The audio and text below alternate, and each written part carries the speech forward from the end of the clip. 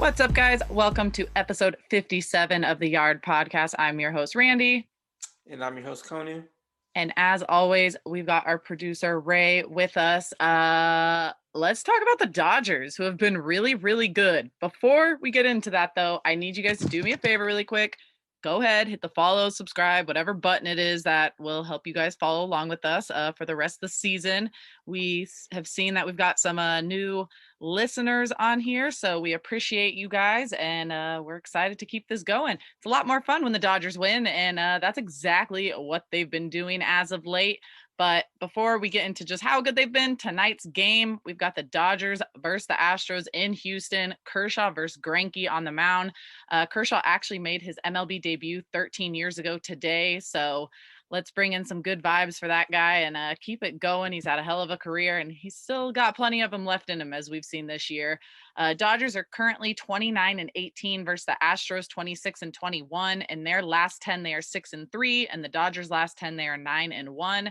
And this is, as I'm sure every single person knows, first time we are facing them in 2021, and they will be in LA August 3rd and 4th. So I'm looking forward to this series. I think it's going to be fun. I think it's going to be intense. I've already seen a ton of pictures of Dodger fans out there.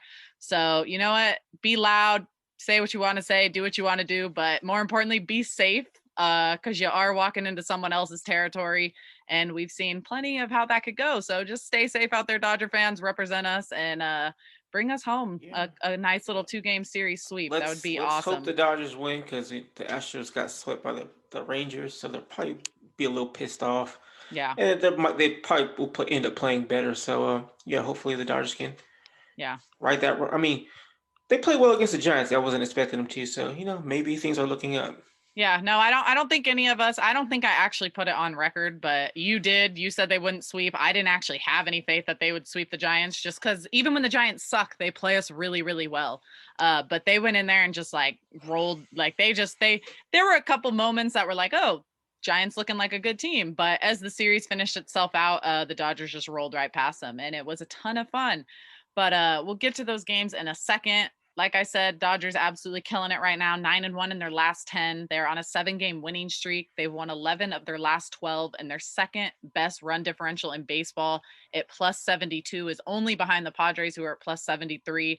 So Dodgers are kicking ass, and there's not a whole lot in their way stopping them. And like you said, hopefully that continues into tonight's game against the Astros. And very quickly, before we get into the games from last week, if you guys do not know, which I'm guessing everybody does, but if you don't, Dodger Stadium is back to full capacity June 15th, and tickets on sale May 27th will be for the rest of the season. So I can't wait. I'm going to be in California that time. I'm going to do my absolute best to actually try and go to the June 15th game because I want to be at hopefully the first sellout of the season.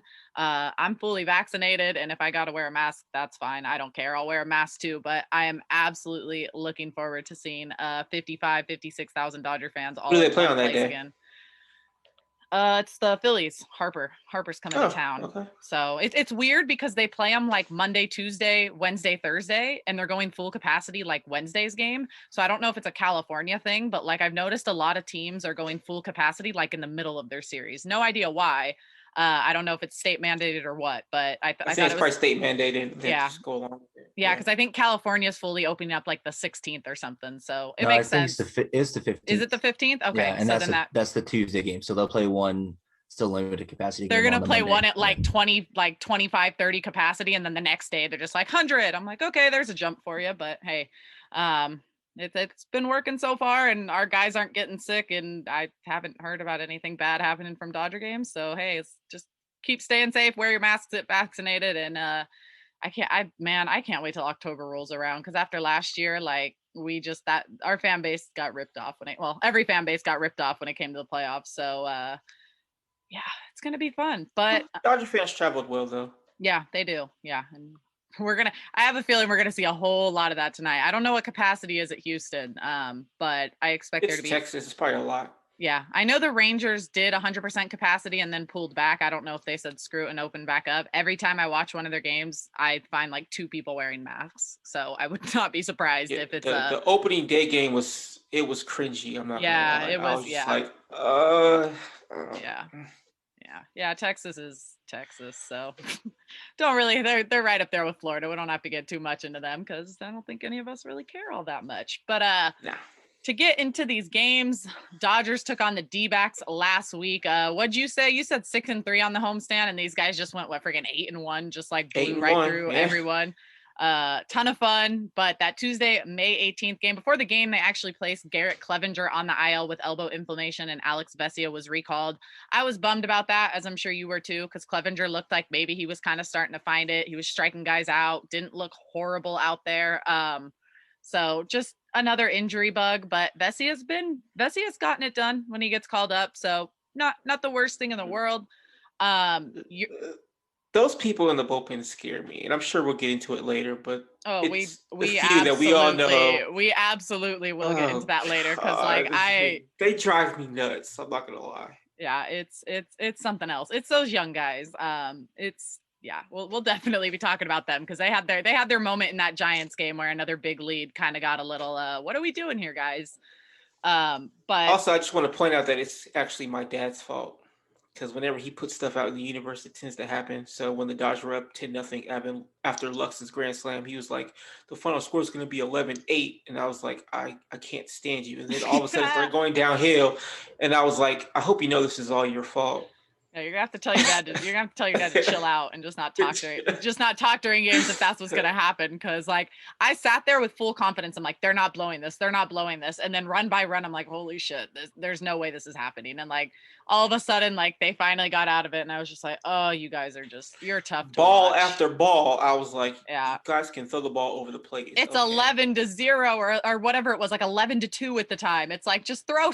I'm like, dude, throw the ball straight down the dick. I'd rather you give up a home run than walk a guy. Like I do not care. Let the guys get themselves out. And yeah, we'll get into that because that's exactly what ended up happening. Hard contact, but hey, they got out of the inning.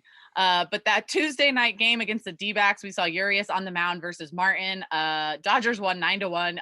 All Urias does as of late is shoves. Dude went 6 2/3 innings, 3 hits, 1 run, 1 earned run, 8 strikeouts, no walks on 92 pitches. And that was just the first of, let me see, 1, 2, 3. I think it was every single start.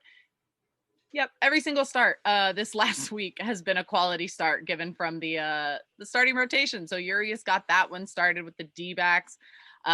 We saw Mookie hit his second leadoff home run of the season, got the Dodgers up 1-0.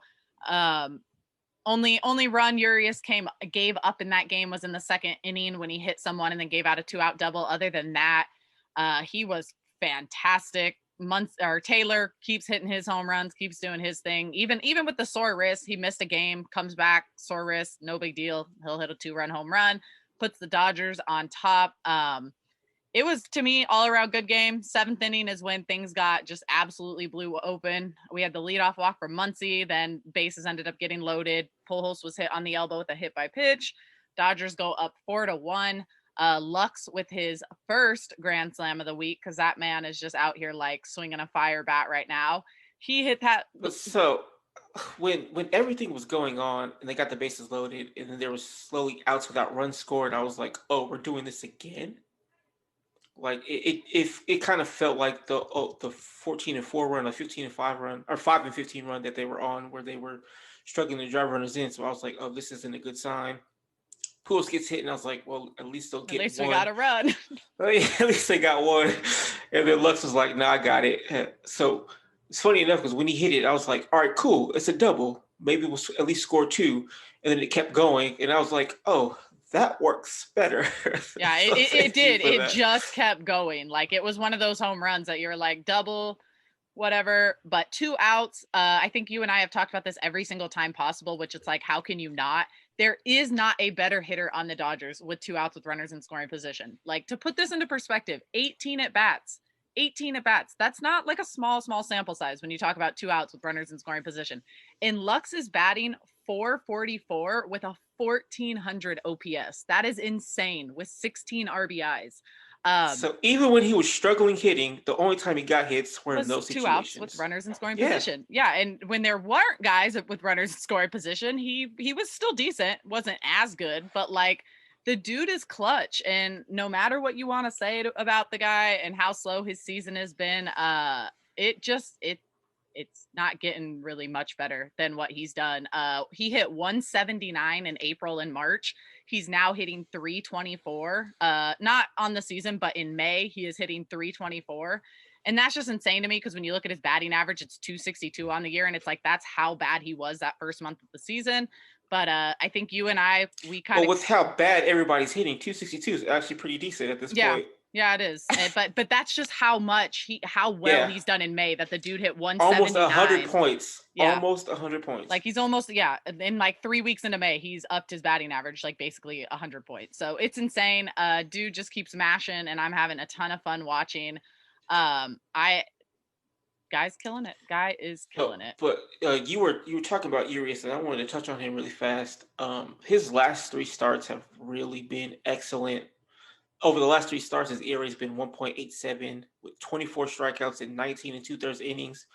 So if we remember last year, he had issues with walks and command. So the fact that he's only walked 1 batter in those 3 starts is really impressive. And as a whole on the year, he's only walked 7 batters in his 62 innings of work. That's 2.9% walk percentage.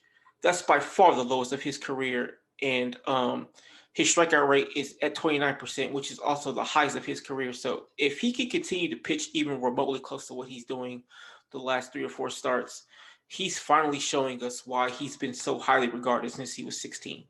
Yeah. And the command thing was always the biggest issue with him. And he's honestly, when I look at a guy in the starting rotation right now, I think May could do it at some point, but he's not in the rotation and he was still trying to clean some up.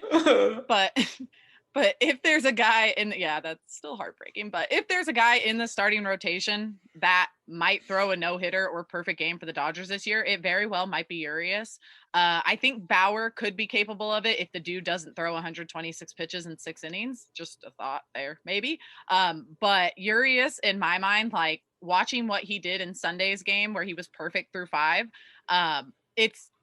he has the stuff to throw a perfect game or no hitter. And I would not be surprised, especially with the way no hitters have gone this year, if we saw something like that from him this year. He averages 13.9 pitches an inning this season, which is the second fewest in MLB to only DeGrom. DeGrom, of course. Yeah. At 13.5. So Urias is like really out there. He's, keeping his pitch count down, like I said. And he's efficient as fuck. Yeah, right now he is incredibly efficient. And this start was also his 5th start this season with 6+ innings where he's only given up 1 runs or no runs. So Urias is shoving, just keeps doing it. And honestly, like at this point, you just got to keep riding it. I will say, because like I have to own up when I say stupid stuff, I will say I am feeling pretty dumb about saying like, let's get put Urias in the bullpen this year, because he's making me look like a damn fool right now, and I am 100% okay with that, because he's that man is a starter. That man is a starter, and a very damn good one. There was a few people saying that, and my only thought was, if he's really struggling in the rotation, then fine, by all means, because we know he's good in the bullpen. But he hasn't been as what we all expected. He hasn't been great, but he's been pretty damn solid. And now, if he can put together consistently, he's showing he's going to be really, really damn good. Yeah, he's on the path to being great if he keeps this up, because aren't too many pitchers doing that one. But that was a great game for the Dodgers. Went on to win 9-1, and then Wednesday we had our guy Kershaw on the mound.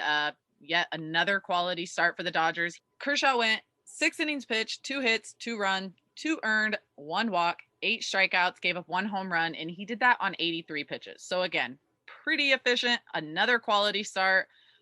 He looked really damn good in that one. He gave up. What's crazy to me is, so like I had like put that out of my mind, and then I went to go earlier today to look at see like how pitchers were doing, and then I saw that, and I was like, I don't remember his start being that good, because when I was watching it, it felt like he was missing a ton of spots, but his line was good anyway, because the Diamondbacks are the Diamondbacks aren't really good right now. So they just got swept by the Rockies. So no, they're very bad. To me, it was like his line looks very good, which is great. The stuff didn't seem to be all that there. He was missing spots with his fastball. The slider was kind of hanging up sometimes, but he got away with it. So if he can, get back into his groove, I think he'll be fine. But it was a great start nonetheless. Yeah, he gave up only one walk that outing, and it ended up coming back to bite him in the ass when Escobar came up and hit the 2-run home run. Escobar was really the only one that was doing anything to be a pain in the ass against the Diamondbacks. So, I mean, I wasn't expecting that at all, but he just came in and was like, I mean, Rosas had a few hits, but they were of the infield variety. Rojas? Yeah, other than that, Rojas, yeah. Yeah. He also had a big moment in that Thursday game where he couldn't catch a fly ball hit right to him, and we ended up winning a game we should not have won. So that was bad. But the one thing that sticks out to me in this game, which a lot of people complained about, and at the time I could see why people were complaining, but I also felt like it was the right move. However, the way it played out was so damn frustrating. So Kershaw's night ended at 83 pitches because his spot came up in the bottom of the 6th to lead off. And so Roberts had to make that decision. Dodgers are trailing 2-1 at that point. What do? Do I try to get someone on base and get a rally going with the top of the lineup up, or do I let Kershaw go? A lot of people really wish he would have left Kershaw. Roberts did the right thing, in my opinion. So he put up Rayleigh to pinch hit. Rayleigh gets the single. So Roberts did his job. After that, no one else decided to do their job. You got the leadoff guy on, Betts flew out, Muncy 1-out single, put runners on the corner, 1 out with runners on the corner, and they couldn't find a way to bring him home. That to me was one of those moments that's like, oh man, that drove me insane. Like, out of all guys, Rayleigh gets on base and they could not find a way to bring him home, and then pulled out freaking Kershaw, who was having a decent game, to like then do nothing with it. So of course Twitter's losing their shit, going, why would Roberts do that? Yada yada yada. And it's like, no, Roberts did the right thing. What Roberts wanted to happen, like what should have happened, except for the fact that the top of the order just completely like fell apart outside of Muncy. So that part stuck out to me, was really frustrating. The top of the order has been out of sorts except outside of Muncy. Yeah. It's been pretty bad. Top of the 7th, Kelly came in to pitch. He had a 1-2-3 inning. At that point, he had been perfect since his Anaheim outing, which he was horrible. But after that outing, he had been perfect. 9 up, 9 down. And then the bottom of the 7th, that's when Dodgers got things going. They had back-to-back walks to get the innings going. We saw Pujols, who pinch hit for Beatty, came in, dropped in a bloop single. And that bloop single that was his career hit 3,255, which tied Eddie Murray for 13th all time. So congratulations to Pujols on that. That was the inning though that Smith hit that line drive to right field. Should have been, I want to say there were 2 outs at that time. No, there wasn't. There was 1 out. So it should have only been a sac fly. Game should have been tied. Instead, 2 runs come around to score. So Dodgers lead 3-2. Then Betts comes up and he does come through there and he doubles to give the Dodgers a 4-2 lead. Bases are loaded. Turner inning-ending double play. Unfortunately, that dude is just like not doing anything right now. Like literally a whole lot of nothing. Probably outside of like Rayleigh and Peters, might be the Dodgers' worst hitter on the team right now. And I love Turner. He's the worst everyday hitter right now. Yeah, I don't want to sit here and like just trash the guy, because I know it's not going to stay that way. It's just very weird, in my opinion, because we're not used to him slumping like this. It's just like May has not been friendly to this guy at all after tearing it up. Like he had like a 330 average coming into May, and he's hitting 179 in May. He's got 12 hits. Him and Lux traded places. Yeah. Oh, I didn't even notice that. Yeah, they did. No, that's sad. Why can't they both hit? I want them both to hit. But oh no. Yeah, luckily everyone else besides Betts, everyone else around Turner is hitting. So they're coming through doing it. And this is the one thing that I love about this team. And it reminds me of 2020. Well, 2020 felt like nobody slumped that much outside of Muncy and Bellinger. But it feels a lot like 2019, 2018, 2017, maybe not 2018. That was a weird season, but 2017 and 2019, it feels like that year to me, where every guy, different guys are coming through, and you have the young guy. And I have always been of the belief that like these Dodger teams over the last 4 or 5 years, it's always been a young player who has come up and kind of made that groove into the team that's like woken them up and gotten them going. And for me this year, that's Lux. I still credit his home run against the Mariners in the 8th inning to give them the lead as the reason everything turned around. They needed that energy. They were dead before that. Yeah, they needed that energy, they needed that fire, and boy did Lux give it to them. And since then, they've lost what, one game, two games. So I think one actually, because they One. won 11 of their last 12. So they've been And they on. had the lead in that Mariners in that Marlins game. Yeah, yeah, they did. Yeah, and there was an error in that inning. Air, Um, noisy, and then Uceta gave up some. Yeah. yeah. So Gonzalez came into pitch, leadoff walk, got out of it. Jansen into pitch, 2 strikeouts, 1-2-3 inning. He picks up his 9th save of the year. And then on to Thursday to finish off that 4-game sweep. 4-game sweep. Ugh. 4-game sweep against the D-backs. There we go. I got it. But before the game, we saw Edwin Rios. He posted a picture of himself after his successful shoulder surgery for torn labrum. So like the Dodgers had said, they expect him to be competitive and ready to go for spring training. So good for him for getting that taken care of. I know that's got to be tough. We see guys like Tatis playing through something like that right now. I'm glad Rios is taking the time to take care of his body, because you don't want that to turn into anything worse. And at the end of the day, I like Rios, but he's not Tatis. He can be replaced. So there's no reason in taking that chance of putting his arm in not arm, but well, arm, yeah, shoulder into jeopardy later on. But this was a bullpen game from the Dodgers, and this, even from the bullpen, it not a quality start, but I am going to say it was a quality start from the bullpen. Nobody went long enough to actually. Jimmy Nelson, baby. Oh, that man, 2 innings, no hits, 5 strikeouts. That dude was out there dealing against the D-backs, just making it look easy. I don't know if you want to touch on any of these guys. I know you like. Yeah. So just Jimmy Nelson, really fast. So he's been really, really good outside of opening weekend in Colorado. He did have that outing against the Padres in late April where he gave up 2 runs. But in the 9 innings since those 2 runs against the Padres, he's given up 3 hits, 0 runs, 17 strikeouts, and 3 walks. He has been absolutely incredible in the bullpen. Unfortunately, he's now hurt because, of course, he is. Mm-hmm. So good news is, that though, was sad. good news on that is Roberts expects it to be minimal. There is no testing or anything Oh, okay. being done. So it sounds like there's a good chance he could come back as soon as the stint is up. Good. Yeah, they're not doing him. Yeah, they're not doing any tests. They're not worried. Like, it's nothing like that. And Roberts actually, it's when the Dodgers announced it came out as inflammation. Roberts worded it as just soreness. So not too bad there, luckily. Sorry, there's quotes coming out now from the players about the World Series and stuff because they're playing, and I found it interesting. Austin Barnes said he will never get over 2017. We could have won 2 World Series, which Facts. I 100% agree with you, Austin Barnes. I was there at Game 7, so I sat in the stands and like basically cried while I watched the Astros celebrate. So I'm right there with you, guy. But back to this game, yeah, it was a good game. This one was actually pretty cool because we saw Smith hit that leadoff single in the 7th, in the 2nd inning, and then Pujols came in, hit a 2-run home run, and it was his 668th career home run, first as a Dodger.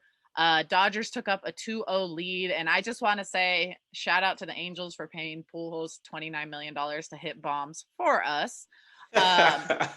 But I did want to touch on the significance of this game because I thought it was pretty cool. Smith, as you had mentioned, I think it was last week or the week before, that Pujols did his video for him for the World Series celebration video. And it was really cool to see Smith smile on his face when Pujols came home and high-fived him on the home run. Like, you get the leadoff single, and then like your idol, the guy you your grew childhood up watching, hero, yeah. Like, that's so dope. I was so happy for Smith. There was a picture the Dodgers tweeted out actually after the game of them, not after the game, but high-fiving. It was either after, it might have been after Smith's home run later in the game, but either way, they were high-fiving after one. And the smile on Smith's face was like the most adorable thing I've ever seen. Like, he was on cloud 9 high-fiving his idol after either hitting a home run or coming in after he gave the Pujols hit the home run. So I love that. I thought it was awesome. This was actually the game, though, that Kelly came in to pitch, and unfortunately, he was not perfect in this one. Again, Escobar 2-out home run, double tied it up 2-2, and then we saw an error from Taylor in that inning, allowed Reddick to reach, and then Turner made that diving play that was hit by Peralta, air mails it over Pujols' head. I was kind of upset by that play because in my mind, he had no shot at getting Peralta. So I don't even know why Yeah. he threw the He ball. threw it. Yeah. Yeah, that one bugged me a little bit. Runner was able to go to third, but Gonzalez into pitch, did his thing. He's been pretty solid this year after a little bit of a slow start. Came in with runners on the corners, 2 outs, and struck the guy out to end the inning. So game was tied, but of course, Will Smith saw his idol go deep. So like I said, he did the same thing in the lead off the 7th inning to give the Dodgers a 3-2 lead. And then he wasn't done showing off yet. He became only the second catcher so far to throw out Tim LeCastro trying to steal second base. So that would have put LeCastro on as a tying run at second base. And if you've paid any attention to Tim LeCastro, you know he steals a lot of bases and he does not get caught. He stole I think it was 30 or 31, something like that to start the season before he got caught. 29? And then 29 to start his career, yeah. Okay, 29 to start his career without getting caught. And then he did get caught, and then Smith became the second catcher to throw him out. So he was having himself a game. And then Jansen. And guys, Tim LeCastro is top 3 in sprint speed. He's very, very fast. It's not an easy feat. And considering we've seen 30 stolen bases off the Dodger arms, the fact he got Tim LeCastro was huge. But hey, maybe it was the hit in the home run and celebrating with Pujols. Dude was probably amped when he went back out there in the the top of the 8th. So I thought that was super cool. Jansen again. So Jansen came into pitch again on back-to-back days for the 3rd time this season. This was actually the first time this season he's pitched in back-to-back games and did not allow a run to come across the score. So he had a 1-2-3 inning, hit 97 on the gun, had 2 strikeouts. Loved that from him. Picked up his 10th save of the season. Kind of the only things that stuck out for me in this game was that I wanted to touch on really quickly was David Price and how good he has been. First in his first 3 2/3 innings of the season, he gave 5 earned runs. His last 10 innings pitched now, he's given up 1 earned run. So he has completely turned it around and just been a stud in that bullpen for us. And then according to Eric Steven, this kind of goes into play with my useless but cool facts type thing. Albert Pujols was the 757th Dodger to hit a home run. So I thought that was pretty cool. And with that home run, he moves into 13th all time on the home run list. So good for him. We're gonna see him probably have a few records with the Dodgers. So that'll be fun. But that was the D-back series. Dodgers sweep that one 4-0. Anything on that? I just, real fast. I just wanted to touch on Kenley Jansen's game really quick. So the numbers say he's pitching well. He's gotten out of some big spots, but he's walking batters at the highest rate of his career, at 19%, which is awful. His hard hit percentage also isn't good. It's the highest of his career again. But at the same time, he has buckled down in those situations and shut things down despite that. So, I mean, there's good and bad in there. Is it going to catch up to him eventually? Maybe, but for the time being, at least he's getting the job done. So I'm wondering if there's a correlation because last year he had some of the softest contact in all of baseball, but he wasn't hitting 96, 97 on the gun again. I'm wondering if some of that hard hit rate can be accounted for because he's throwing a little bit harder, which is obviously less generated power from the batters when they swing. So maybe that could have something to do with it. Yes, he is walking a lot of guys, so that could be an issue, but he's yet to give up an earned run in May. So whatever he's doing, this is true. Whatever he's doing is working. When he walks somebody, because we know his delivery is super it's easy slow, to steal. Incredibly. It's easy to steal. Yeah. So just gotta cut down on the walks a little bit, but I mean he's getting out of it again. So yeah, can't really complain all that much. I would assume, not that I don't know, but I would assume the same thing kind of can go for him throwing a little bit harder. He's sacrificing some of that command to hit maybe 96, 97 on the gun. So yeah, he's walking a handful. We saw him walk 3 in that game against the Cubs back in early May. But he has, I will say this, over his last 6 games, 6 1/3 innings pitch, he has only given up 1 walk. But if you look at early May, it was really, really bad. The first 4 games of May, he gave up 1, 1, 3, and then 1, and then he stopped and has only given up 1 since then. So hopefully he's figured that out because we all know walks can be killer. Dodgers are facing some decent teams over these next couple weeks, so keeping those walks down will be ideal. And then Joe Kelly, you mentioned he had a bad outing, and you also mentioned that he had 3 good outings before that. I think it's up and down, but I mean it's to be expected because he's just getting back. He didn't get to throw like seemingly. I mean, he didn't get to throw games in the minor leagues, so it's gonna be a little bit before he gets to figure it out. yeah, it'll be hit and Yeah, miss. but hopefully it's soon though, because the bullpen needs some contributions. Yeah, he's been all right. I felt like his command looked a little better since he's had that surgery. He has not been nearly as wild, Yeah. so I've enjoyed seeing that a lot Definitely. from him. Because that seemed to be his biggest thing was like he'd walk 2-3 guys and then give up 1 hit and they'd score a run or 2. So with him, if he can just take it easy on those walks, and I think he could. He's been pretty decent for us. I like the guy a lot, especially reading about his childhood, what he came up and went through. I respect the guy a lot, and I would love to see him. He's not going to come back. I would absolutely love to see him finish out his Dodger tenure, like his time here. Like I'd like to see it go out well for him. So hopefully he does well. But let's head into that Giant series because that was so much fun. I had a ton of fun in that one. I was hyped up. It was the first time in quite some time that I was actually going into a series against the Giants, and it felt like a rivalry again, and not just because like we're told, hey, this is a rivalry, but like because the Giants are actually a good team. Going into the weekend, Still boring. Yeah, they're still a very boring team, but they were good. Well, Dodgers came in, knocked them right off their pedestal. They need to get rid of those porn stashes. It wasn't. Yeah, that was weird. That was not enjoyable. It did not look good. Talking about porn stashes, Jock is growing one of his own. It looks awful. I don't know why that's becoming a thing in baseball. Please make it stop. Grow all the beards in the world. Porn stashes do not need to be a thing, men. You look very good with beards, not porn stashes. But this was the first time that I was like, oh, I'm actually like hyped to play the Giants, like feeling like a rivalry, not just like, oh, well, I'm going to get annoyed watching them because they're going to be a shitty team and play us like really well. Like, no, they're a good team. Like I said, coming into the weekend, best record in all of baseball, but Dodgers, absolutely no problem with them. However, before that game, we saw Dodgers select the contract of right-handed pitcher Nate Jones and optioned Luke Raley.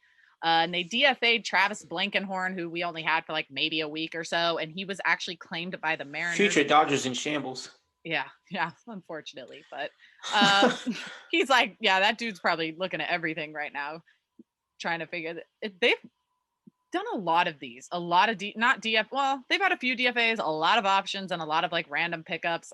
This Nate Jones one, I'm actually a little bit excited to talk about and excited to see what we're gonna get from him because he was pretty solid in his outing.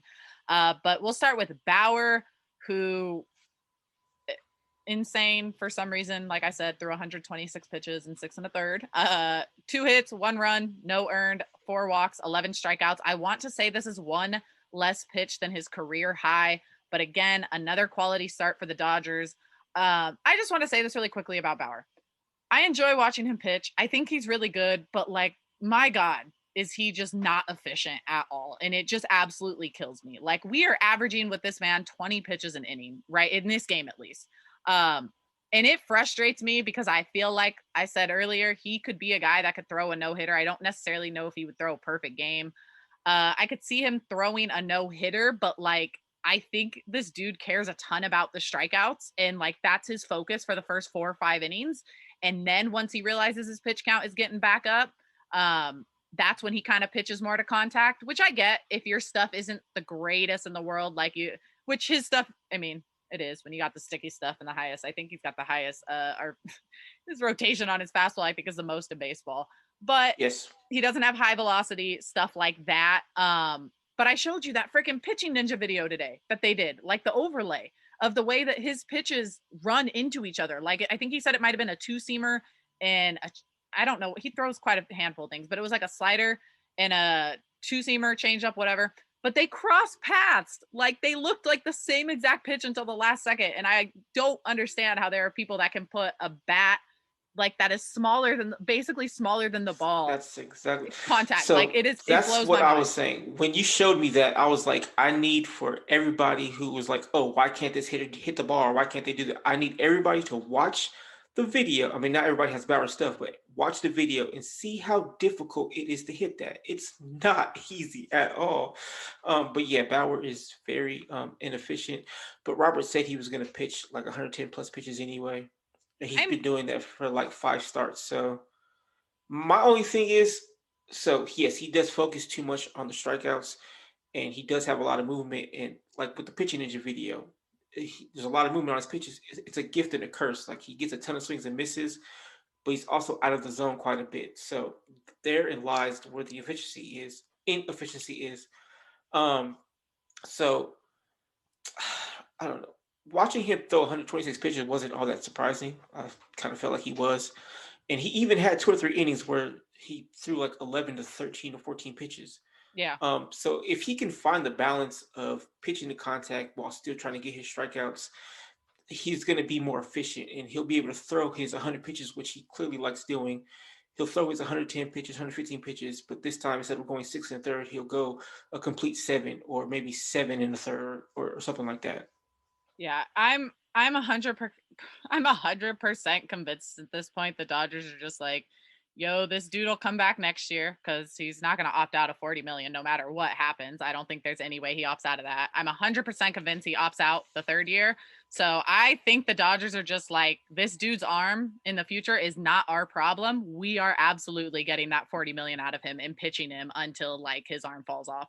And I think anyone who pays attention to Bauer and the psycho that he is when it comes to his training, like, there might not be anyone else in baseball who takes better care of their arm or knows more about their body or spends the type of money that he spends. So I think that's another reason why they're kind of okay, just like going for it, because they know that that dude is like not gonna, he's gonna overdo it because he's an overachiever. He's a professional athlete. It's what they all do. But yeah, I think that he can legit be a workhorse. Yeah, he's he got could. the arm for it. Which is, I think, the biggest reason why they got him coming off a 60-game season. I think he's perfect for that. He's a guy that like you're not too worried about. But yeah, it was an interesting game.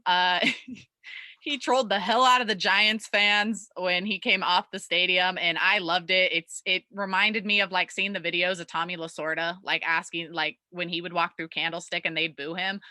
There's probably not a better villain for Dodgers and Giants than Trevor Bauer. Like, I just don't think it gets any better than that. That dude walked off the field, was being booed, and literally asked the fans to get louder and wanted them louder. And I like loved it. Like, I know some people talked about it and were like, oh, dude, you just threw 126 pitches, like yada, yada, yada. And you had an error and overthrew the ball. And I'm just like, who cares? Like, he's having fun with the fans that are booing him, yelling him, probably saying, fuck you the whole time. Like, you could hear whoever those annoying ass Giants fans were in that mic all game yelling at Dodgers players.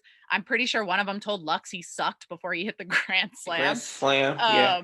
So it's just like, it's fun. It's funny. I don't care. Screw with the fan base. He's not yelling at them, flipping them off.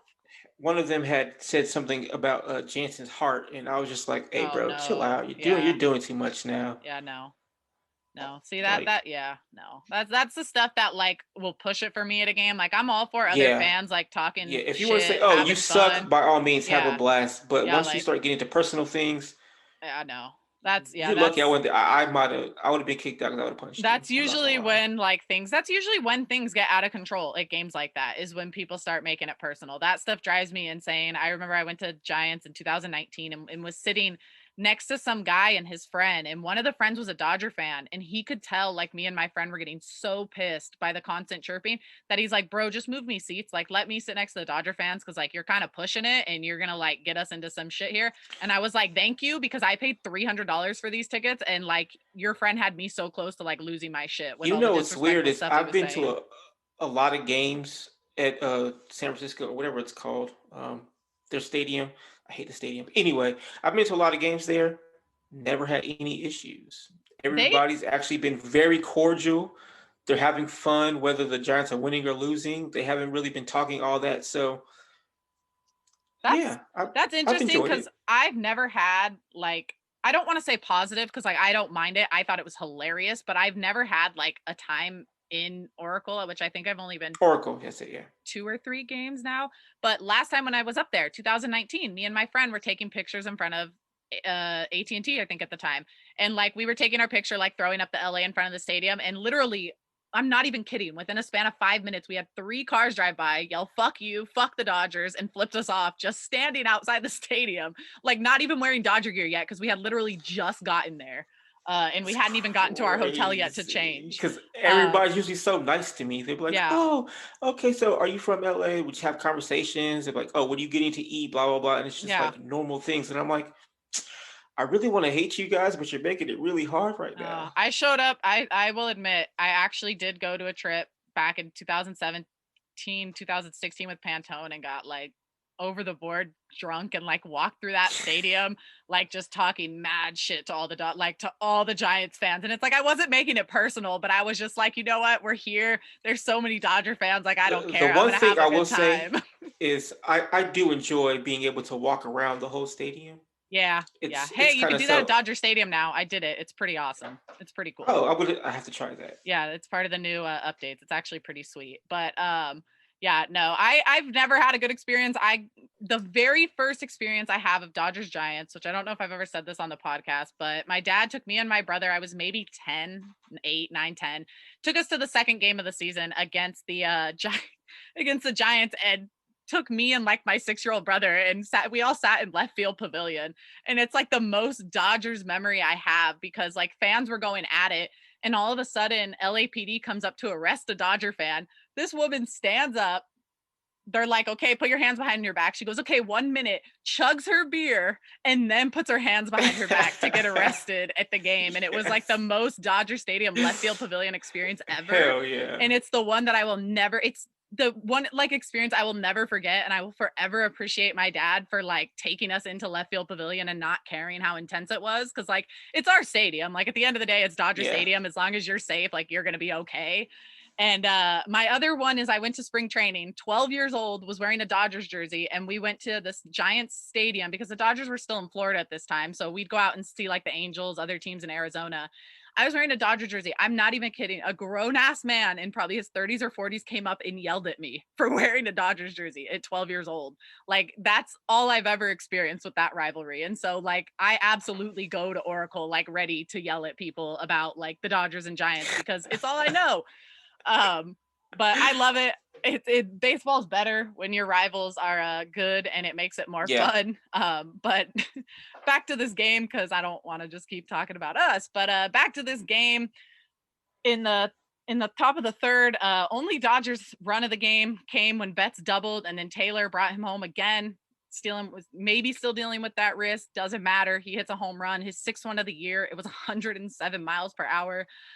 Dodgers take a 2-0 lead, and that was actually his team high 4th home run off a lefty this year. And at the time, he was hitting 359 against lefties this season. Currently, he's hitting 318. I'm still going to assume that is the best on the team because nobody on this team can hit lefties except for Chris Taylor, apparently, and maybe sometimes Gavin Lux. So he's gotten unlucky a lot of times. I feel like he's put a good swing on the ball, but it's usually hit at either the pitcher or hit hard at somebody. But yeah, usually he's starting to find a few hits too. Yeah. He's starting to find hits a lot more now, though. But yeah, Taylor did not have a good week, all things considering, but he came up with home runs in big time. So I will happily take it. Turner snapped his 0 for 19 skid with a base hit in the top of the 5th. Unfortunately, it looks like he kind of went right back into that kind of slump right afterwards. It did not, unfortunately, get him out of it. In the bottom of the 6th, Bauer gave up the lead off walk, and then he gave up a 1-out walk. And this is again where walks kick you in the ass because probably never should have had a run score. But Longoria hit a chopper back to Bauer. Bauer deflected it, recovers the ball, and then throws it away, which was kind of a bummer. As soon as he dropped his elbow, as soon as I saw his elbow drop, I was like, oh, it's going to sail. Yeah, that one was kind of a bummer because like I felt like he had plenty of time to get Longoria. Like it wasn't even a rush play. But as we see all the time, like pitchers just cannot throw balls to bases. Like we see him airmail it all the time, unless it's like Kershaw. Kershaw seems to do it, but outside of that, a lot of times the ball's airmailed. So that was the only run of the Giants that game. But bullpen shut it down. Again, came out for the 7th, which I 100% did not expect. He had 113 pitches after 6. Begged Dave Roberts to come back out. I was like, what are we doing here? Ended up working, I guess. Gave up a leadoff walk. He struck out, I forget who it was, struck out whoever he was facing on the 126 pitch away, which was one away from career high in pitches. And then that's when the new guy, Nate Jones, came into pitch in his Dodger debut with a runner on first and one out. He got the strikeout and the ground out to end the inning. He came back out. Yeah, came back out for the eighth, another 1-2-3 inning, picked up another strikeout, 17 pitches on an inning and 2/3. I liked what I saw from him. I don't know about you, but I was feeling pretty good about that pickup.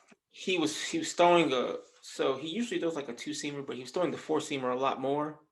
And then you do know about that, right? He was what? You know that he changed that. So he said he spent last year. The Reds had talked to him about it. And so he spent last year converting from a 2-seam guy to a 4-seam guy and worked on throwing up in the zone. He built a home shift backyard mound and set up chairs and nets as and threw to them all last season during quarantine. Well, I mean, in the one appearance for the Dodgers, it's clearly worked. So the 4-seamer looked really nice. He was throwing it hard, like 96, 97. And then he was throwing some absolutely knee buckling sliders. I think he buckled Brandon Crawford's knees on strike 3. I know he buckled somebody else's knees. It wasn't a strike 3, but he buckled someone else's knees. It was very impressive, his first outing. It was weird because when you look at his Braves numbers, it's like, oh, he clearly has command issues. And then he had 0. I mean, it's only one appearance, but there was like 0 to be like, oh, wow, he really can't throw a strike, but he was throwing nothing but strikes. So I was very happy with what I saw from Nate Jones. And if he can continue that, then that's only going to help the Dodgers bullpen. Yeah.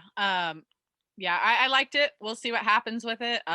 We've always seen how the Dodgers can pick up some arms, make something out of nothing. And I'm not saying Nate Jones is nothing, but I would happily take some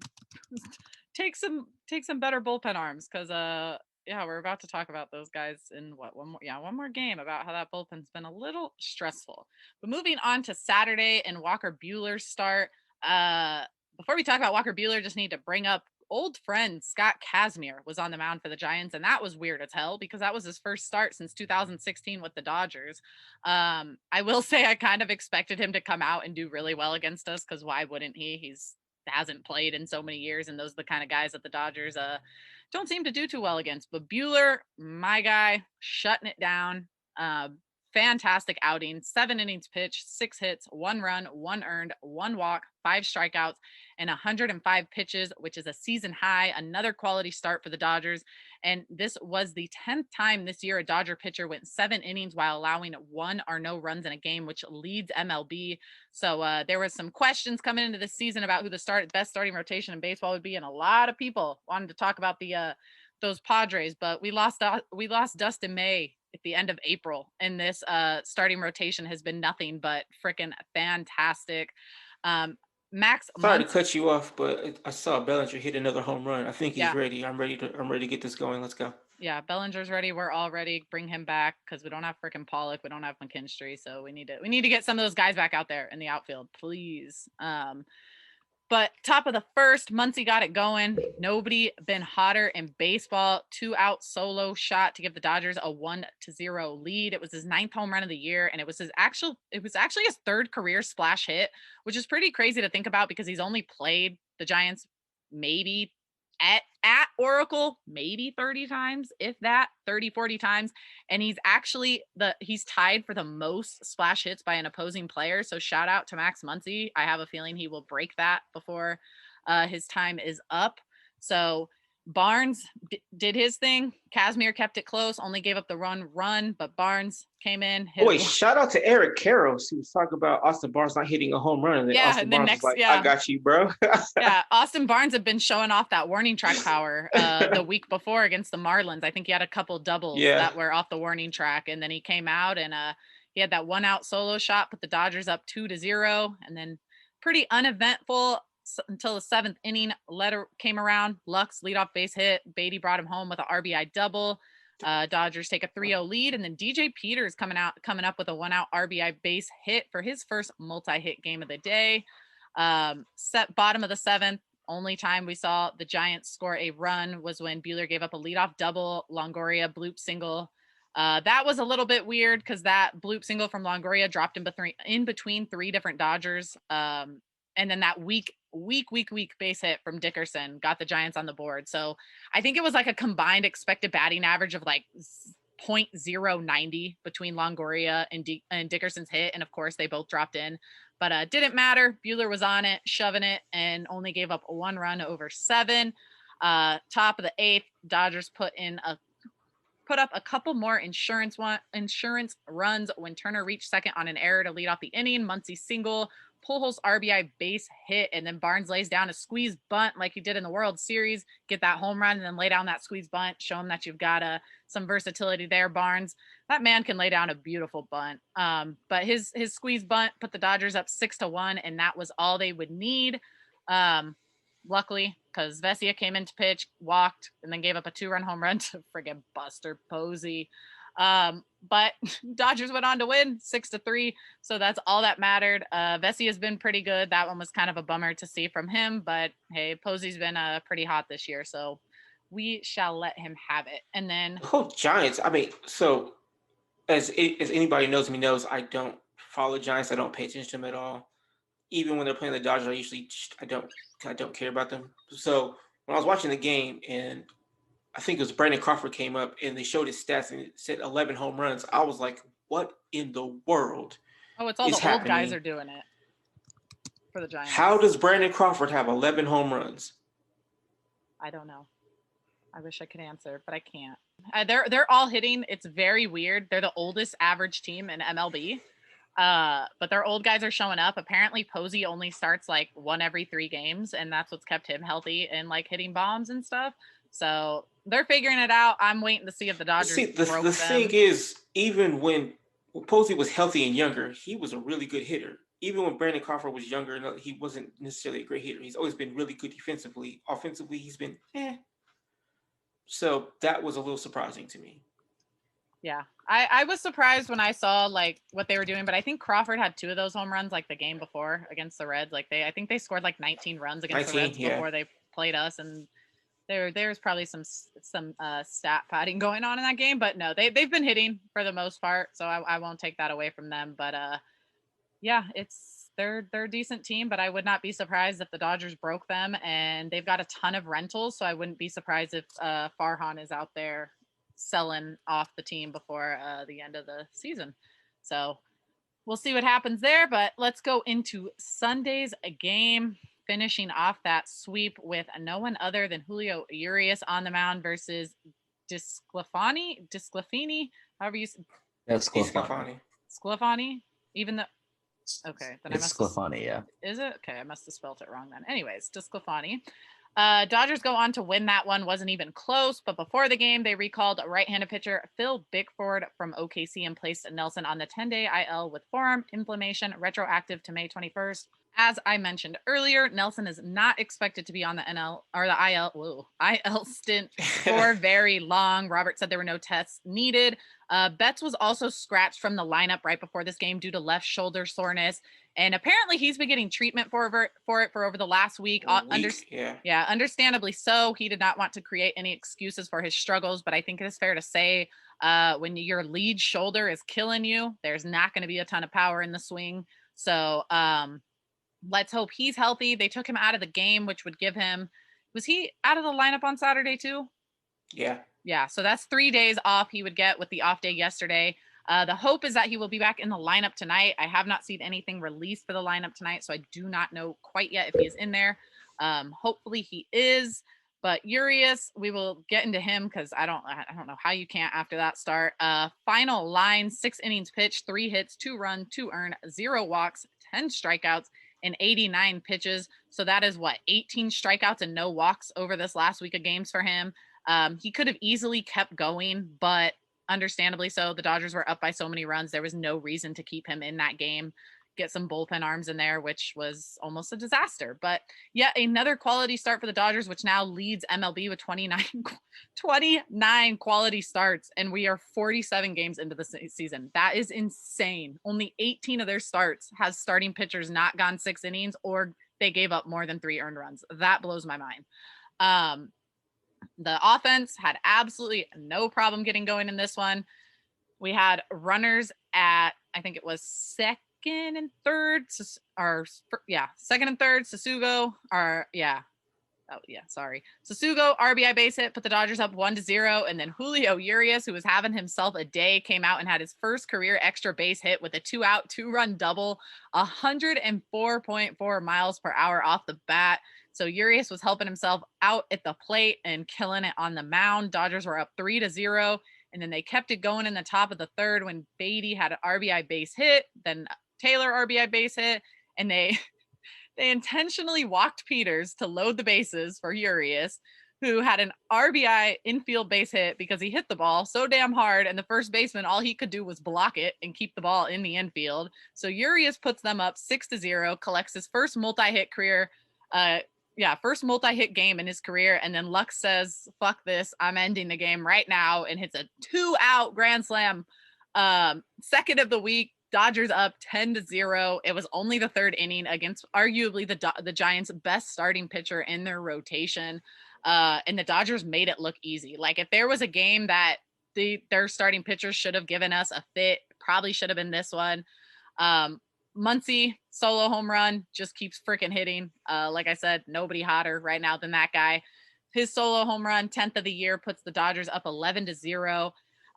We had the perfect game going. Urias was perfect through 5. 6th inning rolled around. There was 1 out, and Tauchman hit a slow roller to Lux.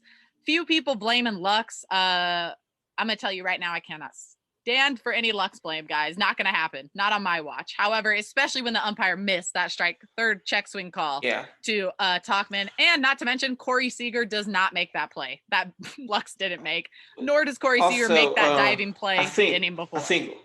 I think Lux blamed himself too, because he was in the dugout apologizing to Julio. Yeah, he did. After the game, he told the media he felt bad about it. But it was, luckily, it wasn't the only hit Urias gave up. Otherwise, that's when you kind of feel like, damn, that sucks. Like, he ended up giving up a home run, I think, right after that. But yeah, no, I don't blame Lux, because Lux did keep the perfect game alive with the diving play the inning before. And I would bet my entire life on it right now that Seager doesn't do anything but tries to bend over to grab that ball. So it happens. It would have been a tough play against Tauchman. He's not so goddamn big. It's not easy. I'm not saying it's an easy thing, but when your shortstop is that large, it is tough. It's why I've always had an issue with him playing shortstop. It's like slow motion watching him bend over to get to a ball. It's like, and like, people want to see him play second base, and I just don't think that's happening. Either. Like, that man does not have range to play second base. He will either be a third baseman with a okay arm, or he's going to be flexible as hell and learn how to play first base. And I don't know if that's coming either. So he'll have to figure it out. And actually, you know what? Really quickly, I did want to bring this up because it kind of got a little misconstrued, and it's my fault. I pissed a lot of people off on Twitter. Nothing really all that new, unfortunately, because I don't put things into words all that well. And during this game, when Lux hit that grand slam and made that diving play, I had tweeted out the Dodgers. Mookie Betts is in the lineup, if anyone cares. So good news there. They just released it. So really kind of everything you would expect. Betts, Turner, Muncy, Smith, Taylor, Pujols, Lux, Beatty, Barnes, Kershaw. So great news there that Betts is back in there. But really quickly, I had tweeted out that Gavin Lux is going to make the Dodgers forget about Corey Seager. And what I had meant by that was Corey Seager is going to want a shit ton of money in the offseason, understandably so. However, Corey Seager is not the best shortstop on this team. So if the Dodgers are comfortable in Lux allows them to move on from Corey Seager and spend that money on Bellinger and Buehler, which I have no problem with. That's what I meant by my comment. I did not mean that like Seager is not important to this team. I love Seager. He's one of my favorite players. But if Lux can play defensive shortstop, which we've seen better than Corey Seager, and if he can hit, the Dodgers will be able to be comfortable if they decide at the end of the season they do not want to pay Corey Seager. They'll be able to move on. And again, I kind of watch the game as a weird fan. I watch it from a business perspective because I know that's how the team watches it. And that was kind of all I meant by my tweet. So I'm sorry I pissed off so many Seager fans. I love the guy, but hey, sometimes you got to do what you got to do. And unless Corey Seager's willing to move positions, I just don't see how he stays a Dodger. That's my thing. Is he willing to move positions? Oh, if he is willing to move, I'm all for it. Bring the man back. Right. Yeah. But yeah, like if he's willing to take over third, fine. If he's not, like I've been saying for like a year now. They're just gonna let him go. Yeah, it's something else. It's a weird thing because like I love Seager. Before the season, we talked on the podcast and said Bellinger or Seager, and I was all in on Seager. Looking back now, like it obviously my opinion has maybe changed a little bit. I think Bellinger's defense, I think we have learned this year just how important defense is and what that can kind of cost you in the game. So I love Seager. If dude wants to move, by Defense is all part of the means. reason why the Rays continue to get to the playoffs. Pitching and defense, because they're not great offensively. Yeah, they're not. Yeah, but they play some of the best defense, and they pitch well. Yeah. Lately, That's how they've they been win the hitting. games. Lately, they have been hitting. It's been weird. I saw this morning the MLB Network graphic of the team ERAs of the longest winning streaks, and like Dodgers, Padres, Yankees, they're all like 2 and below, and then it's like Rays 11-game winning streak, 3.20 ERA. Yeah, they've been like doing it all right now. I think they've won 11 in a row now, something like that. 11, yeah. Yeah. So Sheesh. yeah, they're absolutely dominating and they're making it look easy. So hey, good for them. But yeah, no, the defense is important. We've seen the Dodgers lose a couple close games this year when Seager kind of made a play that or didn't make the play that should have been made or didn't get down to a ball like in that start for Kershaw. So I love the guy. I think he's a perfect fit for DH and then maybe also can get some games in at third. Like you have him and Turner just like swapping off, like put Seager at third, DH some days. If Seager needs to get off his feet, friggin' put Turner at third. So I'm all for it. Yeah, I don't know. We'll see what happens. But back to this game really quickly. Last thing, Phil Bickford made his Dodgers debut, looked pretty decent, came into the game after Uceta struggled quite a bit. He came in, there were no outs? Yeah, came in, runners on base, and he got the ground out. Or no, there was one out, sorry. He got the ground out, hit a guy, and then got the strikeout swing to end the inning against Ruff, Crawford, and Dubon. Again, I feel like this is more kind of your area. Did you see anything from him, or do you think he's kind of like quick? Do you think, actually, here's my question. Do you think, because as we have all learned, this is the game that we were going to talk about it, but like Uceta and Santana, just like, especially Santana could not seem to like pitch freaking strikes. They both opened up their innings with walks. So my question is Bickford like a legit candidate to maybe take a spot from someone like Santana, Vesia, Uceta, or does he just get sent back down?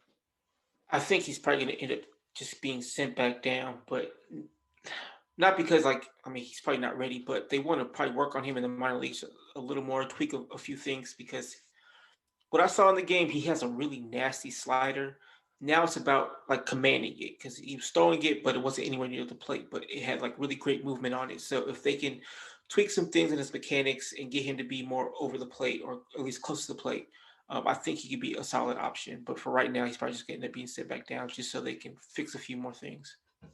Yeah. It was his only game. So he's only had 3 big league appearances. This was his only big league appearance where he did not give up an earned run. So it's a start. We're getting there. But yeah, the only notes that stuck out to me from this one was that the young guys, literally my notes say, young guys can't throw strikes when coming out of pen.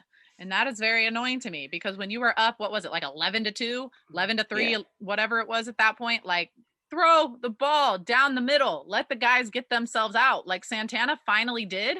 And like the 3 outs at the end of the game are like the 3 hardest hits for the Giants, but who cares? You got the outs. Like sometimes I feel like these younger guys want to impress too much, which I get. I 100% get. You only have so many opportunities to impress, but it's like, I'm going to be honest, everyone's going to like you a lot more if you just get the outs and then and then figure it out from there, like get better from there. But coming in and walking guys and giving up doubles, or like Santana has a thing where he'll get to 2 outs and then just fall apart.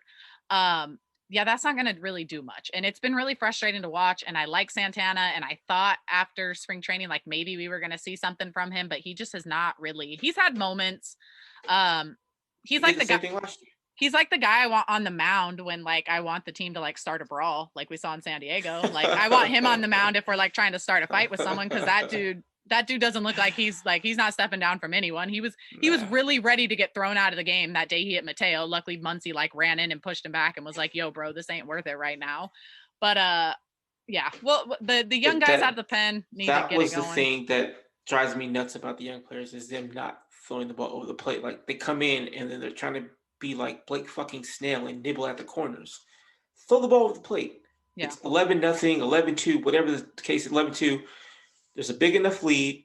Just throw the ball over the plate and be done with it. Whatever happens, happens. You have a defense behind you. Use them. Stop trying to nibble and throw. It's just all these walks for no reason. It's just like, hey guys, come on now, please. Let's end this game already. Yeah, there hasn't been. Yuseta has had his moments where he's looked all right. Santana's a little bit kind of more sketchy for me. Vesia, I don't feel too horrible about. Excited by. I mean, Jones isn't a young arm, but excited by him. And Vesia has good stuff. He just can't find the strike zone. Yeah, he seems to walk or give up home runs. So, and when you walk guys, you can't be giving up home runs because then those end up turning into 2-run home runs instead of solo shots. Three other things very, very quickly. Just thought they were cool that came out of this game. Lux is the only player along with Jose Abreu to have multiple grand slams this season. Muncy currently leads baseball in B WAR with a 3.1. If you enjoy F WAR, he is 5th in baseball with a 2.5. And then Urias this is insane to me. Urias's 2 earned runs in this outing are tied for the most by a Dodgers starter over the last 9 games. That is insane to me. That over the last 9 games, one of them was a bullpen game. I don't think that would be 2 at this point. One of them was a bullpen game. Kershaw was the other one, right? He gave up 2 against the Diamondbacks. Yeah, so tied. Like, that's insane to me. That 9 games, your starting pitcher's the most runs they've given up. And it's not like they're going 3-4 innings. Like, they're going 6 or 7. Yeah.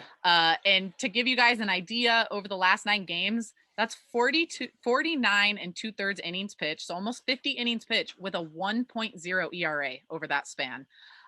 So that is insane, wild.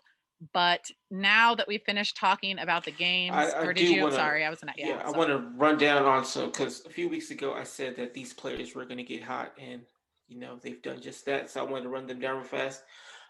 Max Muncy was 10 for 18 this week. Max Muncy is apparently the best hitter in baseball. He with 2 home runs. So he's been putting the ball in play and doing it at a really great clip. He's also played like Gold Glove defense at first, and since Pujols has been at first, he's played like at second. The struggles that we saw in spring training. The Dodgers are undefeated in the Albert Pujols era. Gone. Need to throw that out there. They are. So Max, once he's getting hot with all the injuries, it's much needed, and because I mean, again, this team's not 100%, and he's really just going out there and putting on a show. This past week, Lux hit 348 since our last podcast. That includes the 2 grand slams.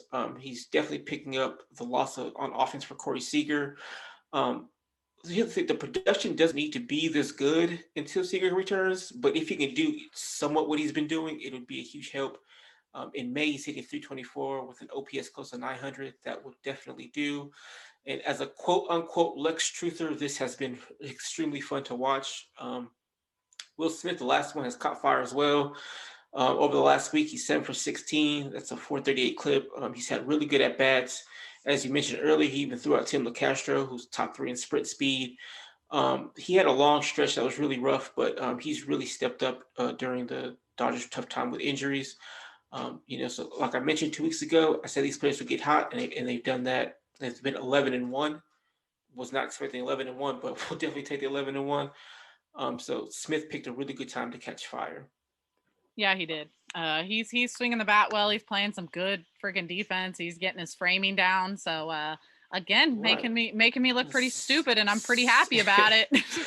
So yeah, since the 2 weeks ago that podcast, Smith hitting 322, Lux is hitting 364, and Muncy is fucking hitting 488. And this is why you guys tune in, so that way we can keep you positive and tell you that these things are going to happen, even though we have zero idea that they're actually going to happen. But as someone who has been, like you, a Lux truther, I have been talking my shit because so many people were in my mentions all April nonstop bugging me about Lux, telling me how much he sucked, telling me how much he's a waste, yada, yada, yada. So every time that man goes off, I am on Twitter like, wait, where are y'all at? I'm waiting for you guys. And they never show up. And it's been a good time. So I appreciate it, Lux. Thank you. But we do have some mailbag questions that we want to get into, and we will try to get through these quick because we are getting a little long here on the podcast. But the first question came in. This one was actually from your dad. So at Renee Termeer 1. Termier. Termier. Okay. Termier. Termier, yeah. Termier. with all the Dodger injuries, do you see them going after any players to come off the bench for pinch hitting purposes or maybe some bullpen help? Or do they just ride it out till everyone is healthy, minus those for the lost for the year, of course? And you want to take this one first?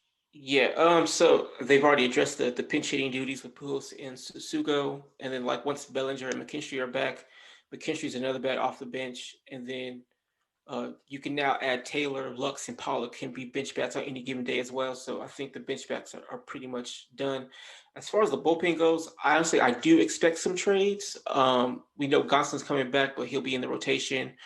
Who knows what's going on with Gratterall? You said Nelson shouldn't be that long. So Actually, that's we good do news. have an update on Gratterall. Since you're bringing that up, I'll just give it to you now. Okay. He threw a 30-pitch bullpen session Friday. He's expected to do that again in Houston, and if all goes well, he could start a rehab assignment after that. So he could be back very soon. Oh, okay. Well, either way, I can still see them making some trades. I haven't heard anything about Scott Alexander. We know Knable's out for a while, if not the year.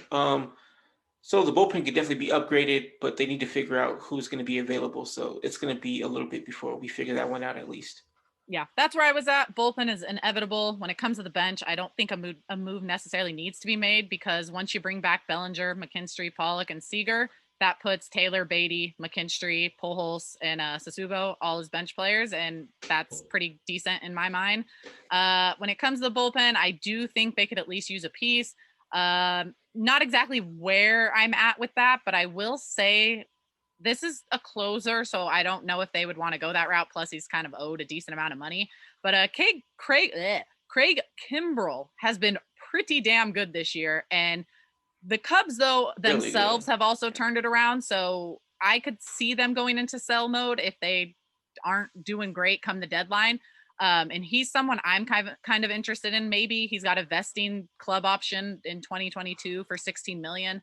Is owed $16 million this year. So Kimbrell was the one that stuck out in my mind, maybe a little bit if they wanted to go and even more and just go F it and get all freaking closers and have Trinan, Jansen, and Craig Kimbrell. Oh my God, what a weird Kimbrell. I'm not saying the first name anymore. Kimbrell. If they want to go after him and like just maybe have 3 solid starters and have them be 7, 8, 9 guys, or swap out on nights you don't want Jansen or Trinan going back to back. But however, there was another question that came in under your page, and it kind of led me into this, which was if the Nationals make Mad Max available for trade, should the Dodgers make an offer for him? And if so, who would you offer up for him? And that came from CRX Kid 2003. And I just want to say yes. If Mad Max was available and it wasn't like some stupid price that was going to hurt the Dodgers, I think that would be an insane pickup, because then what you do is you take Tony Gonsolin and you toss him in the bullpen. And then you pick up a bullpen arm right there. As to who I would trade away, I've never been good at that. I feel like maybe you'd be a little better at that. Do you think, like, I don't know what the Nats need. Unfortunately, I'm on the other side, so I didn't even bother putting players up for trade. So you wouldn't want to even like bother with it? Any reason why? Well, I don't say I wouldn't bother with it. So like, he's definitely been good. He's always, well, not always been good, but he's been really good. The Nationals are in last place, but they're only 2 games out of first place, so it's not such a weird incredibly division. I just don't think there's any need for the Nationals to trade him, especially right now. So you're more of the fact that you just think it's not a possibility. $28 million. That plus he's owed $28 million. He counts towards $28 million towards the tax. How much are the Nats be willing to eat? My doubt is probably not much, since he's really good. Now he would definitely be a nice piece because he's someone who can go really deep into games, which would save the bullpen.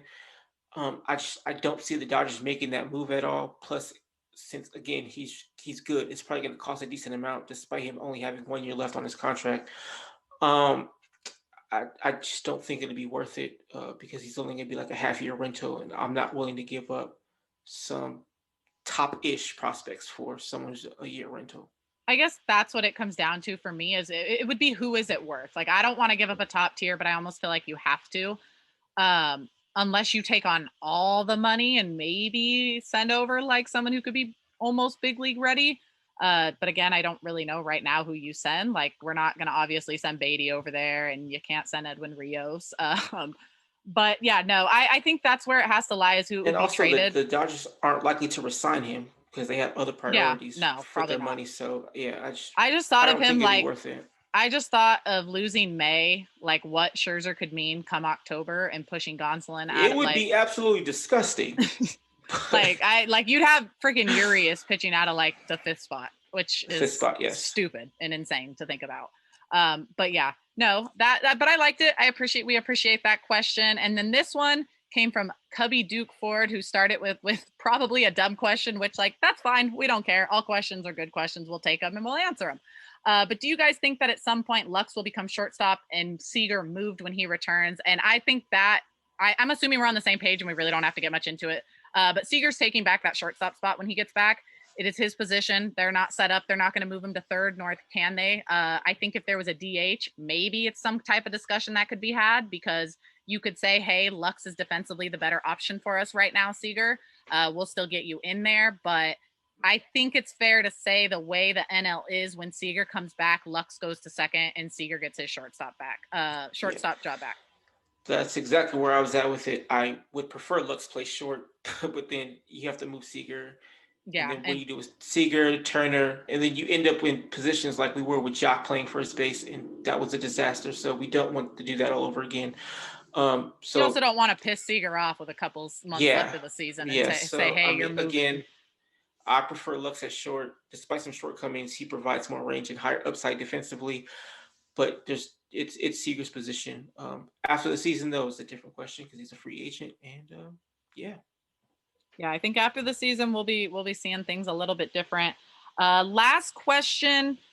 This one came from eRich74. The new Dodgers reporter for The Athletic mentioned CSW percentage and can't figure out why it's important. And what's your opinion on StatCast info like that? So for those of you that don't know, CSW percentage or CSW rate, it is called strike and whiff percentage. So that was actually created from Nick Pollock from Pitchers List. He's, I think, the founder of Pitchers List, does a lot of writing. He coined the term, and I want to believe it was 2018. However, Alex Fast of Pitcher List wrote an article on it, and what he said is it takes into account called strikes, swinging strikes, including blocked ones, swinging pitch outs, and foul tips into the glove while excluding foul balls. So basically, this is for pitchers, gives us a better idea of how their stuff is performing beyond the basic data of walks, strikeouts, runs, ERA, and all of that good stuff. To answer your question about StatCast info like this, I love it. I love the StatCast stats. I think it gives you a more in-depth look to really show you what a pitcher is doing, how good their stuff is, the movement, whether or not like he just was getting hit hard that day and didn't have it, or whether or not his pitches just really don't have it ever. I will admit I don't understand a ton of the new metrics. I try to learn as I go, but they're coming out so fast. And I suck at math, which is not great for someone who I suck with numbers, which is not great for someone in baseball because it's all freaking numbers. So like some of these stats take me a little bit longer to learn than others because I'm just like, yo, you want me to figure out math? Like that's not happening.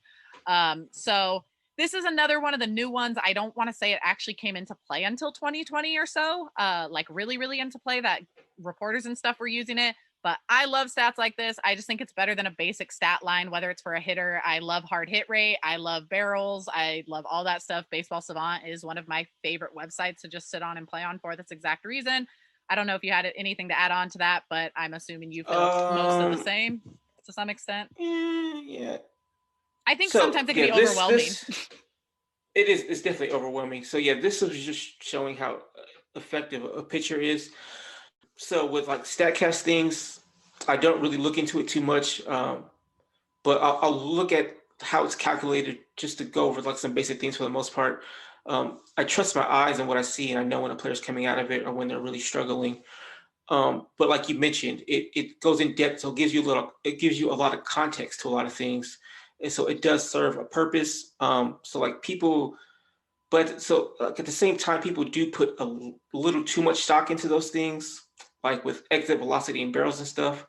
Like Joey Gallo's forever at the top of those things, and he can't ever hit over 200. So there's context for everything. You know, players who don't necessarily hit the ball that hard still continue to get a lot. Chris Bryant, Arenado, Walsh, Dylan Carlson, Justin Turner, Matt Beatty this year, they don't hit the ball all that hard, and they're still getting hits. I think Max Beatty's exit velocity is like 84, Does it matter? Absolutely not. So I think with a lot of things, it's about finding a balance between your traditional stats and then StatCast ones. Um, they both serve their purpose. So, like I mentioned again, StatCast will go more in depth. So, for example, like if Mike Trout has 94 RBIs, StatCast will find like the percentage of those RBIs, like when they drove in those runs. So, and then like if someone has like 121 RBIs, you'd be like, oh, this person was really good. But for like the StatCast people, Mike Trout was probably more efficient in those situations, which got the 94 RBIs, whereas the person with 121 had a lot more chances. He wasn't as efficient as Mike Trout in those. So obviously they would still take Mike Trout because he's better in those situations. So to make a long answer short, it's about finding balance, and I think they're both useful. Yep, they could both be used. But as always, we really, really, really, really, really appreciate you guys sending in those questions. We're gonna try to keep doing them because it's fun and we like to talk about the Dodgers. But I'm gonna move into the injury updates. Try and do that very, very quickly. First things first is Bellinger. He had his first rehab game Friday night. Went 1 for 4 with a single and played 5 innings in the outfield. On Monday, he played in back-to-back games for the first time and played some first base and went 0 for 3 with 2 Ks. Today, he's playing in a day game after playing in a night game last night where he started in center field. And like you said, he hit a home run earlier today. On Saturday, Robert said Bellinger could be expected back with the team in 7 to 8 days, which would line him up to join the team for the home series against San Francisco. And then, home run today. Already said that. Gonsolin, first rehab start in OKC on Sunday, 3 innings pitched, 1 hit, no runs. I was going to go over that in the minor league thing, but yeah, go ahead. Oh, okay. Well, you can go in depth because I'm not going into it. I no wasn't walks. going in depth. Oh, but okay. Go ahead. Well, my bad. 3 strikeouts, 38 pitches. Earliest he can return from IL is May 31st. McKinstry, first rehab game on Friday night, 0 for 2 with 2 walks and played 5 innings in the outfield. McKinstry got Monday off after playing in the 3 first games. Back in lineup today, starting left field. Roberts also said it would be fair to imagine McKinstry back with the team next weekend. And then Pollock, he has stayed back while the team is on the road, done some running, and they're figuring out the next steps. Robert said he would be very pleased if Pollock returned to the team sometime early next week, and we already went over. Is he going to go on assignment, right? He has to, right? I would. Or just going to throw him back in there? No, God, I hope not. I mean, that doesn't seem ideal. Please don't. But no, I hope not, because last thing we need is him coming back out there and like screwing things up, going too hard in an MLB game. So really quickly, series look ahead. And then we'll get into the minor league and MLB news. So series look ahead, we've got 2 in Houston tonight with Kershaw and Greinke lined up. Tomorrow is Houston again with Bauer and Garcia on the mound. I do not know what the pitching matchups are for San Francisco. I'd imagine it's Buehler, Urias, and Gonsolin will not be back by then, so he can be activated on Monday, so he will not be back in time for that Sunday series, so probably a bullpen game. With that said, that puts us at 1, 2, 3. I can't do basic math. That puts us at 6 games, and then they start a series against St. Louis. So 7 games, 2 against Houston, 4 against San Francisco, and 1 against St. Louis before the next podcast. What's your prediction? So you got 7 total games. San Francisco is going to play a lot better. It's going to be irritating. 4-3. Okay, I'm gonna go 5-2. I think Houston might between 4-3 and 5-2. I think Houston could possibly take 1 from us, and if not, I think probably gonna be tonight. SF could take 2. Yeah, SF will either take 1 or 2 of Houston, but that's kind of what I'm going with. So, with that said, if you want to lead us into the minor league minute, and then Ray will finish us off. Like you mentioned, Tony Gonsolin made his first start. It's what's said to be 3 or 4 starts for Oklahoma City. He was only scheduled to go 2 innings, but because he got through those 2 innings so efficiently, he went back out for a third. He located his fastball really well, and his split change looked very good. So it was a very encouraging start from Tony G. Michael Busch, it was a 3 for 19 week for Busch. 1 home run, 1 RBI. He did walk 5 times, but also struck out 7. A bit of a down week, but he still put up some pretty good at-bats despite the results, and he should only get better with more at-bats as he gets more comfortable.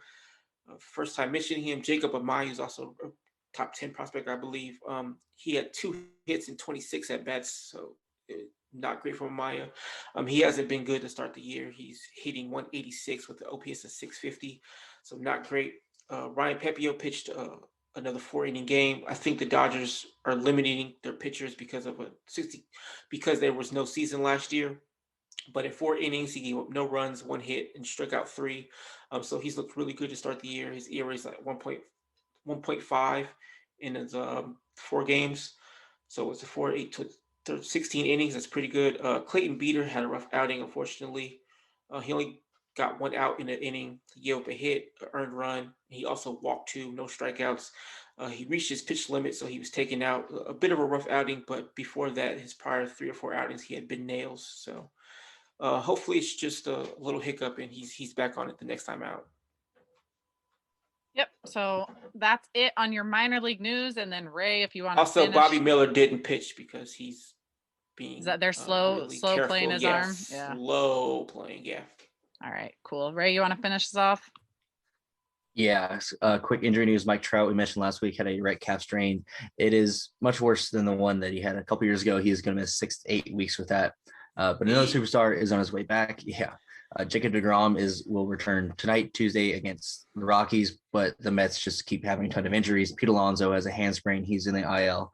Taijuan Walker, left side tightness, is on the IL, and among other random dudes, but those are the more notable ones. Kenta Maeda of the Twins is also on the IL with a red doctor strain, something that he's been dealing with for, I guess, a few starts, actually. They finally decided to shut him down. Kind of a big trade happened this past week. The Rays traded shortstop Willie Damas and reliever Trevor Richards to the Milwaukee Brewers for 2 relief pitchers, Drew Rasmussen and JP Fireeisen. They called up Taylor Walls, their number 7 prospect, to replace Adames at shortstop. Wander Franco, their number 1 prospect, number 1 overall prospect in baseball, is still in AAA. Walls has been really good and is much older than Franco. He's same age as Adames. Is it Bruhan? Is that the other guy? Yeah, they have 3 like top legit shortstops. Yeah, so they called up Walls, and he's been playing. Adames basically just replaces Orlando Arcia in Milwaukee, and we have 2 more no hitters this past week. Spencer Turnbull no hit the Mariners, and then the next night Corey Kluber no hit the Rangers. That brings us to 6 official 9-inning no hitters this year, and only 3 teams have been no hit this year. The Rangers have been no hit twice by Phil Musgrove and Kluber, the Indians twice by Carlos Rodon and Wade Miley, and the Mariners twice by John Means and Spencer Turnbull. So yeah, we are 1 short of the official record. Did you guys know that Kyle Seager has been a part of 9 no hitters? The Mariners have been a part of a lot of no hitters, so that makes sense. Yeah, no hitters / perfect games, because he was a part of like Felix Hernandez's perfect game or whatever it was a few years back. But yeah, he's been a part of like I think 4 times it said he was on the field, 5 times he was like the batting team that got no hit. So that's rough. That's rough. But, yeah. But I heard the Mets were interested in him, so maybe he'll get out of there. He deserves it after what the owner said. He deserves to get the hell out of there after what their owner said. The interesting thing is that these are all AL teams once in an NL park, so it's not pitchers hitting that is the issue. It's just pitchers seem to be really good this year. Apparently. Yeah, I don't know what's going on. It has made me for me, no hitters don't really care all that much right now, for being honest. I know that maybe sounds kind of lame, but yeah. No, I know people have different opinions on it. I just am like, it's things when you see guys like Wade Miley throw a no-hitter, I'm just like, oof. Like if it's happening against different teams besides like 3 of the worst teams in baseball, like 3 of the worst hitting teams in baseball, I might get a little bit more excited. But the fact that it's happened 6 times and only to 3 different teams kind of bugs me a bit. But I think it might be more worrisome if it was 6 different teams being no hit. The fact that it's just a handful of teams that just kind of suck. But like, right, aren't the Indians still in first place? Or I mean, close to first place behind the White Sox? I think so, yeah. Despite that, that's crazy. Which is weird because the White Sox have gone on like a tear recently, so I don't know how they're still holding. They did get swept by the Yankees, though. Yeah. Yeah, that's true. Yeah, that was not fun. Yankees starting pitching is unreal right now. Yeah, we're gonna blame Tony La Russa for that because I'm gonna start blaming Tony La Russa for everything that goes wrong with the White Sox because that guy sucks so much. He's so terrible. Awful. But with that, that is the end of the podcast and a little bit of a long one for you guys. But hey, when the Dodgers win, we've got more to talk about, and it's always a better time when the Dodgers win. So if you guys, well, I'm hoping you enjoyed it, but either way, you should leave us a rating and review. Give us feedback on Twitter. Doesn't matter. Let us know what you think. You can find us across all social platforms at Dodger Yard, Twitter, Instagram, Facebook, YouTube. Check out our YouTube channel. We're trying to get more stuff up on there. You can also check out our website at dodgeryard.com. And you can find me at Randy_Radcliffe on Twitter and Instagram. You can go to allmylinks.com/Konu, Konu, and find my social medias on there. You can follow me on Twitter at Stingray417. And as always, we appreciate you guys. Thank you to those of you who left a question for us and those of you who continue to tune in. It means a lot to us. We will catch you guys next week, hopefully after another good week of baseball. Fuck the Astros. I hope everyone has a good rest of your morning, night, afternoon, weekend, whenever you hear this. And go Dodgers, and we will catch you guys later. Yeah, Will Smith's going deep. Yeah. Bye, guys. See you later, guys.